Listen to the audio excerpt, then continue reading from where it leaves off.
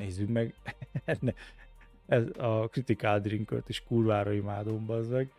Az is tök hülye videókat csinál, és hát ja, ő neki is kiszúrta a szemét, hogy haló. Itt van egy God of War játék, amiben hiányzik a God of War. Én mit keres benne? Egy nő amúgy. Ráadásul a halott felesége.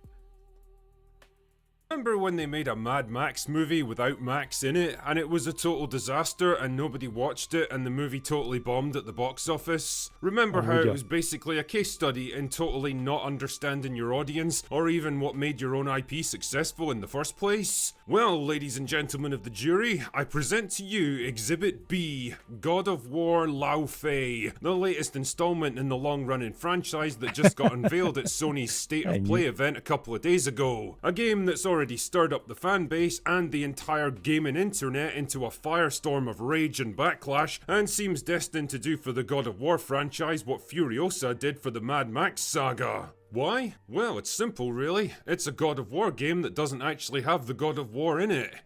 Wow! It's a bold strategy, Ugye? Cotton. Let's see if it pays off for him. Ugye? Vajon mi lehet a probléma? Ki tudja? I mean, okay, there's other avenues you could explore in this world, I guess. I think most players would have accepted a game about Atreus and what he does with his life after parting company with his old Amúgy man. igen. Nem értem, miért nem Atreusszal folytatódik. Nem azért volt ő felvezetve? Hogy majd ő vele vagy én komolyan nem értem, hogy ő vele játszottuk az előző 2 részt. Ő volt a sidekick. Ráadásul a Ragnarokban ugye már használható, ugye játszható karakter is volt. Ezt mondom, hogy teljesen kilóg a sorból az, hogy te a halott feleségével vagy Kratosnak. Úgy, hogy föl se lett vezetve. Teljesen logikátlan döntés. The ending of Ragnarok definitely left that kind of storyline wide open. Instead, though, Sony decided to release a game about Kratos' dead wife Faye, or Lao Fei, or whatever the fuck she's called. Anyway, God of War Quest for Laundry apparently spans the events of God of War 2018 and Ragnarok, and picks up immediately after Faye's funeral, where she finds herself in the afterlife with all the other dead gods, deities, and where every other belief system somehow all exists in the same dimensional space. Fuck me, I can't wait to see Mormonism represented there. Show us the gold tablets, guys! Anyway, Laundry Lady goes on a long and probably very violent journey through the afterlife, beating the shit out of the gods and monsters that exist there with the help of a talking cube of jelly named Frank. And yes, I'm being absolutely serious here, so that she can save Kratos and Atreus from beyond the grave. You know when you just read something like this and think to yourself... És ez egy God of War játék. Szóval a God of War 1 ugye úgy kezdődött, hogy konkrétan legyőztük a Krakent. Megküzdöttünk a Krakennel, érted? Egyedül. Aresnak a szolgájaként, ugye? És a God of War 1 meg úgy lett vége, hogy kinyitottuk Pandora szelencéjét, és megkaptuk az isteni erőt, legyőztük Areszt, és átvettük a God of War-nak a címét. Mi lettünk ugye az új God of War konkrétan, ugye betöltöttük a szerepet, amit megöltünk. Itt meg egy beszélő zselékockával közösen harcolunk, egy beszélő karddal, és virágok, az enemik, és meg ilyen baromságok, varázslat. Az a kard, az nem is mi forgatjuk, hanem forgatja már önmagát, úgyhogy na mindegy. Why? What were they really expecting to achieve here? I mean, was this a story that really needed to be told? More importantly, was it a story that anyone really wanted to hear? Because I'm gonna go out on a limb here and say that when you think of a God of War game, you're probably gonna imagine a big, angry, muscular, bald man who grunts a lot, tearing the shit out of anything and anyone who gets in his way, and maybe sparing a vague thought for boy, boy, boy, boy, boy, boy, boy, boy, boy, boy, boy. You're probably not gonna think of a depressingly mundane-looking middle-aged woman who looks like the devs applied a 1980s Scottish housewife filter to the mocap actress, swapping quirky Marvel banter with a talking cube made out of jelly and voiced by Jack Quaid. Because truly, if you need some kind of unthreatening, unassertive, pussy-adjacent whipping boy for your story, then there really is no one better. The point I'm making here is that this franchise has been entirely defined by Kratos and his personal journey since the very first game, and trying to port that kind of long-running audience investment over to a new character that was only ever mentioned in some pretty brief flashbacks up until now feels like it's really not gonna work for you. You're choosing. És érdekes módon mindenki ezt mondja, érted?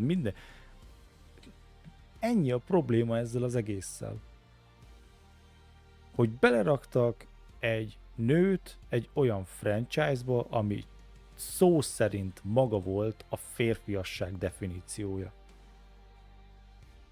És ha annyira fontos lett volna ennek a nőnek a sztoria, akkor miért nem csináltak neki egy saját franchise-t?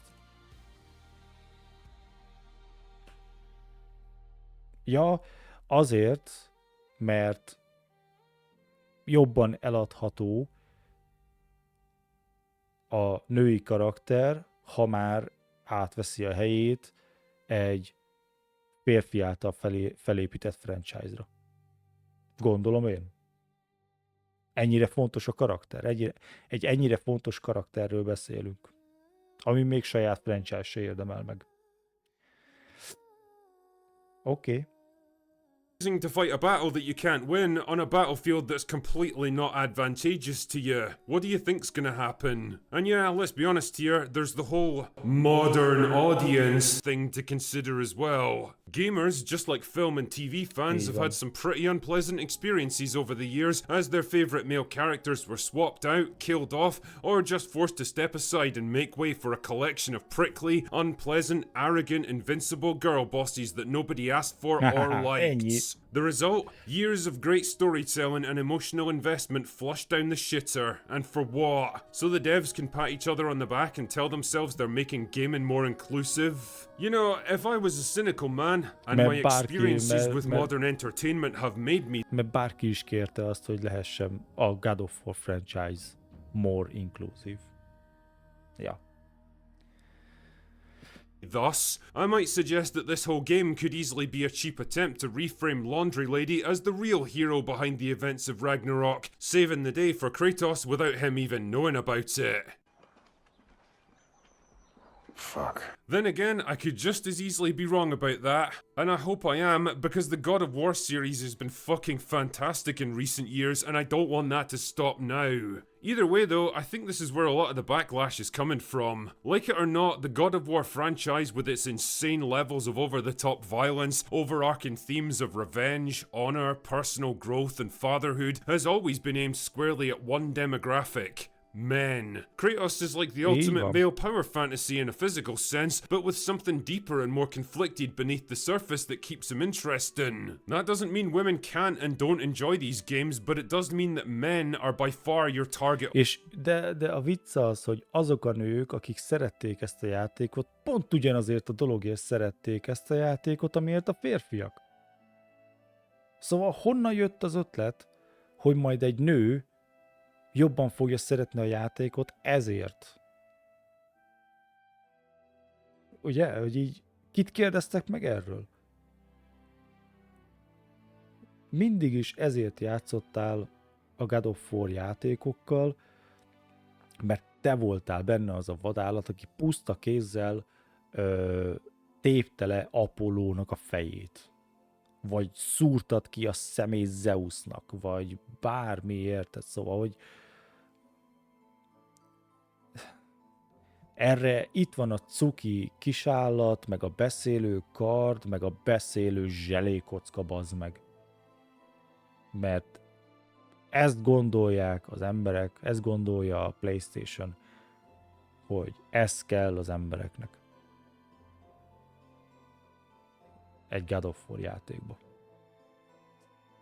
audience, and the moment they get even a hint that the franchise is being pussified, that their favourite hero is being pushed aside in favour of someone more diverse who appeals to modern audiences, or that they themselves are being disrespected or taken for granted, then they can and will fight back. Like I say, it feels like Sony have chosen a battle that they can't possibly win with this one, and in fact, it's probably going to result in heavy losses all around. Így I van. don't know, man. Maybe the real God of War was the laundry we did along the way. Anyway, that's all I've got for today. Go away now. Yep. Figyelj. Ezzel a God of War játékkal engem csak rávesznek arra, hogy kivigyem még egyszer a God of War 1-2-3-ot. Tudod, az, amit okkal hívnak God of War-nak. Nem pedig ez a fos.